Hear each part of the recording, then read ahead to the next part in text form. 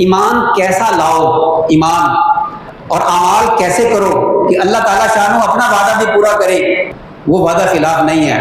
اللہ فرماتے ہیں فَإِنْ آمَنُوا بِمِثْلِ مَا آمَنْتُمْ بِهِ فَقَدِ اهْتَدَوْا، اگر یہ لوگ دوسرے لوگوں کو، اللہ فرماتے ہیں کہ یہ دوسرے لوگ صحابہ کرام کے علاوہ ان جیسا، صحابہ کرام جیسا ایمان لے آئیں گے تو یہ لوگ ہدایت پر ہوں گے۔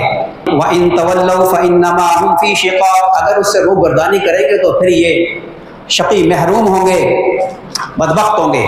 فَسَيَكْفِيكَهُمُ اللَّهُ، جب ایمان ان جیسا ہوگا تو پھر اللہ ان کے لیے کافی ہے۔ حضرت عثمان غنی رضی اللہ تعالیٰ عنہ کو جب شہید کیا گیا تو آپ تلاوت فرما رہے تھے، اور جب آپ رضی اللہ تعالیٰ عنہ شہید کر دیے گئے تو آپ کا خون جو نکلا قرآن پاک پر گرا اور اس آیت کے اوپر آ کر رک گیا۔ آج بھی جو نسخہ موجود ہے فَسَيَكْفِيكَهُمُ اللَّهُ، اللہ ان کے لیے کافی ہے، اس لفظ پر آ کر خون رکا۔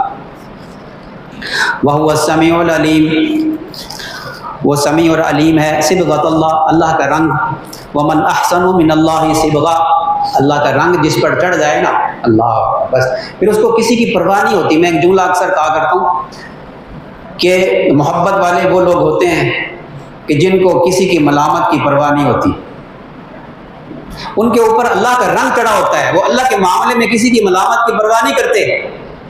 ہمارے اوپر رنگ نہیں چڑھا، نہ ایمان ویسا ہے جیسا صحابہ کرام کو اللہ نے عطا فرمایا تھا، اور نہ اعمال صالح ویسے ہیں جیسے صحابہ کرام کو عطا فرمائے تھے۔ تو اللہ تعالیٰ شانہ کا تو وعدہ ان لوگوں کے ساتھ ہے جو صحابہ کرام جیسا ایمان لے آئیں اور صحابہ کرام جیسے اعمال لے آئیں، ان کے لیے وعدہ ہے کہ ہم تمہیں دنیا میں خلافت عطا کر دیں گے۔